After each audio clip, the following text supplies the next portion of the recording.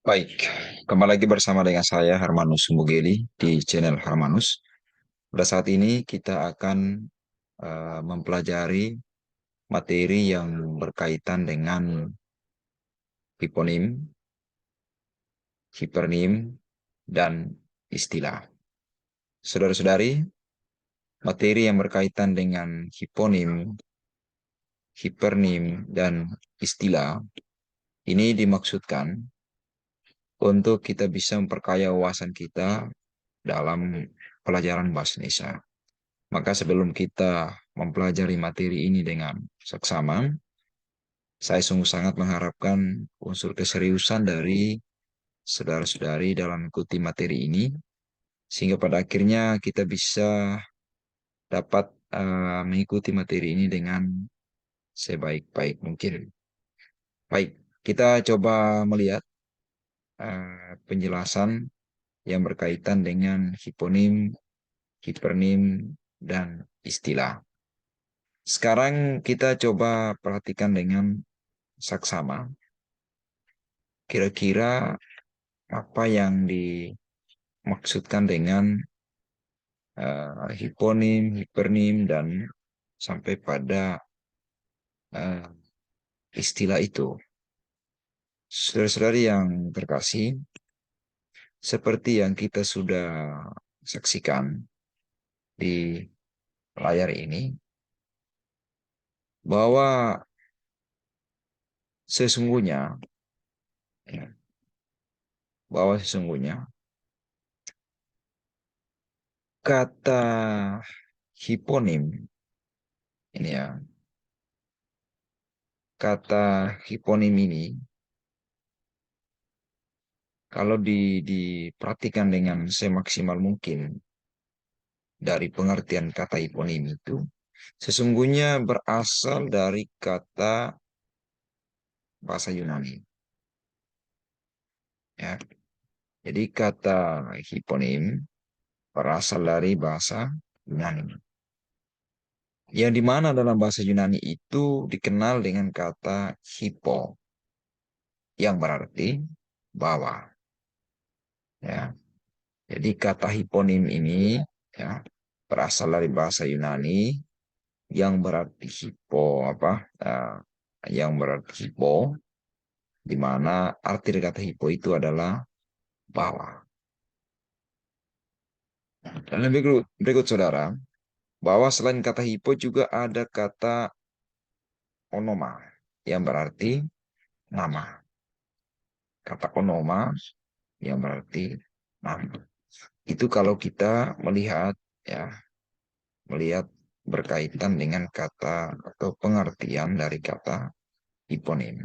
Jadi, secara harfiah itu berarti nama yang termasuk dua lain. Nah, saya ulangi ya. Berarti bisa dikatakan bahwa eh, atau secara harfiah berarti nama yang termasuk di bawah nama lain. Dari kata hipo tadi. Ya. Secara harfiahnya itu adalah nama yang termasuk di bawah nama lain. Baik, saudara yang terkasih, kita coba perhatikan lebih lanjut berkaitan dengan materi ini. Dikatakan juga dalam materi ini bahwa ya bahwa em, hiponim tadi yang kita maksudkan itu ya dikatakan sebagai kata yang maknanya dianggap sebagai bagian dari makna kata lain yang lebih luas ya, yang lebih luas. Ini di mana bahwa kata hiponim itu merupakan kata yang maknanya dianggap sebagai bagian dari makna kata lain yang lebih luas. Lalu juga adanya hubungan semantik antara makna khusus ya, dengan makna ini, antara makna khusus dengan makna umum. Ya, jadi ini juga merupakan bagian dari hipernim tadi. Jadi ingat ya, materi kita tadi itu adalah hiponim dan hipernim. Nah, dari penjelasan itu tadi merupakan juga bagian dari hipernim. Di mana bahwa kata yang cakupan maknanya lebih sempit. Itu untuk sekilas penjelasan makna dari kata hiponim dan hipernim, saudara-saudari. Nah, sekarang coba kita melihat ya, coba kita melihat yang berkaitan dengan hipernim, ya, yang berkaitan dengan hipernim. Saudara-saudari yang terkasih, coba kita perhatikan. Di sini kita diberikan kata ikan. Ikan, kata ikan ini merupakan kata yang memiliki makna yang luas. Kata ikan ini merupakan kata yang memiliki makna yang luas. Di mana kata ikan ini, ya, kata yang bermakna luas, karena dalam kata ikan itu bisa dijabarkan kata ikan paus. Bisa dijabarkan juga kata ikan kakap. Bisa dijabarkan juga kata ikan lele. Juga dijabarkan kata ikan bandeng. Dan juga masih bisa dijabarkan dengan kata ikan tuna. Nah, ya. Lalu juga dari kata lele ini juga masih bisa dijabarkan menjadi lele jumbo. Bisa dijabarkan jadi menjadi lele lokal. Ini Bapak Ibu ya.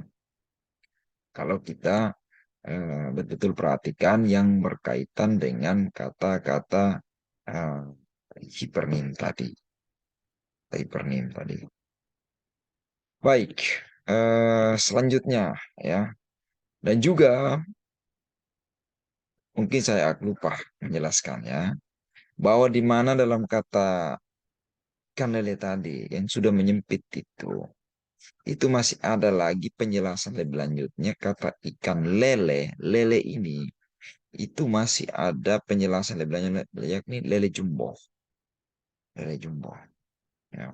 Dan juga lele ada lele lokal. Ini adalah bagian dari kata ini ya. Kata mana tadi? Aduh, mohon maaf.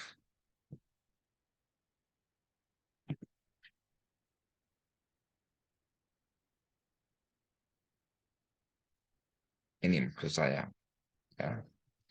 Jadi eh, kata hiponim maksudnya. Kata hiponim. Jadi kata ini. Kata hiponim. Di mana kata lele tadi ini ya, yang sudah memiliki penyempitan makna itu masih bisa dijelaskan lagi dalam atau dijabarkan lagi dalam penjelasan lain seperti lele lokal. Nah, ada lele jumbo dan ada lele lokal. Lele jumbo dan lele lokal ini ya merupakan ya hiponim. Baik, adik-adik, saudara-saudari, selanjutnya kita melihat ya penjelasan lebih lanjut ya, penjelasan lebih lanjut yang berkaitan dengan eh, suatu apa contoh selanjutnya yang diberikan kepada kita. Sekarang kita hapus dulu beberapa tadi yang sudah kita coba. Mari kita lihat. Contoh hipernim selanjutnya diberikan kepada kita di sini ya. Ada kata bunga. Kata bunga ini digolongkan sebagai kata hipernim. Ya. Ingat ya, kata bunga ini digolongkan sebagai kata hipernim karena kata bunga ini masih bisa dijabarkan lagi ke dalam kata-kata yang maknanya lebih sempit, yakni ada kata bunga mawar. Nih, ada kata bunga mawar. Ada kata bunga melati. Ada kata bunga anggrek. Ada kata bunga lili. Ada kata bunga kenanga. Nah, juga masih ada lain-lain ya. Masih ada kata apa kata-kata lain seperti bunga kamboja, bunga matahari dan lain sebagainya. Itu masih ada beberapa contoh-contoh lain ya yang diberikan. Selanjut kita lihat kira-kira warna apa lagi yang akan diberikan kepada kita. Di sini kita diberikan kata warna. Tadi setelah kata bunga, kali ini diberikan kata warna. Warna ini juga masih digolongkan sebagai kata hipernim. Kan di situ ada kata warna kuning, warna hijau, warna biru, warna ungu sampai pada warna coklat. Ya, ada warna kuning. Karena kata warna ini merupakan kata yang bermakna umum. Warna ini kan masih dijabarkan dalam beberapa bentuk. Ada yang warna kuning nih, ada yang warna hijau nih, ada yang warna biru ini, ada yang warna ungu dan sampai pada yang warna coklat. Ya, itu kalau kita melihat dari kata warna. Warna. Nah, selanjutnya, selain kata warna tadi, kita bisa lihat. Sekarang kita masuk dalam bentuk istilah. Ingat ya, tadi pembahasan kita itu adalah ada kata apa, hiponim, hipernim, sampai pada kata istilah. Kali ini, ya, kali ini kita akan mempelajari yakni istilah. Bagaimana dengan istilah ini? Dikatakan bahwa istilah ini adalah kata atau gabungan kata yang dengan cermat mengungkapkan makna konsep, proses, keadaan, atau sifat khas dalam bidang tertentu. Ya, atau bidang khas, apa bidang tertentu. Ya, artinya bahwa di situ ada kata atau ada gabungan-gabungan kata ya yang mengungkapkan makna konsep atau pengertian suatu konsep ini. Ya. Juga suatu proses keadaan sifat yang khas dalam bidang tertentu. Nah, istilah-istilah tersebut itu meliputi ada yang bidang ekonomi, ada yang bidang kesehatan, ada yang bidang perpustakaan, ada yang bidang perfilman, dan sebagainya. Ya, dan sebagainya. Untuk lebih jelas, lebih mantap, mari kita coba lihat beberapa contoh ya yang diberikan kepada kita. Bagaimana? Yang pertama itu di bidang apa nih? Di bidang sorry,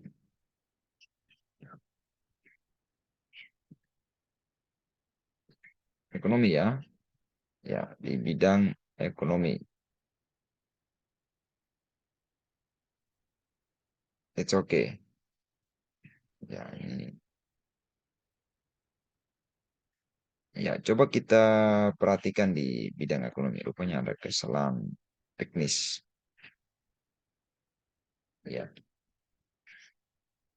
bagaimana di bidang ekonomi?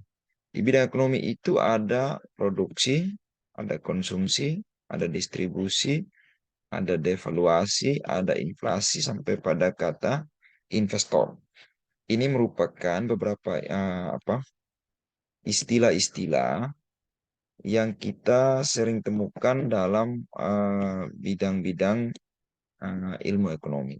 Jadi, istilah-istilah ini yang sering ditemukan, yang sering dipakai di bidang-bidang ekonomi. Nah, sekarang bagaimana dengan contoh lain? Ada contoh di bidang kesehatan, ya, di bidang kesehatan. Oke, coba kita perhatikan di bidang kesehatan itu apa saja? Ada transfusi, ada imunisasi, ada inkubasi, sampai pada sterilisasi. Ya, sterilisasi.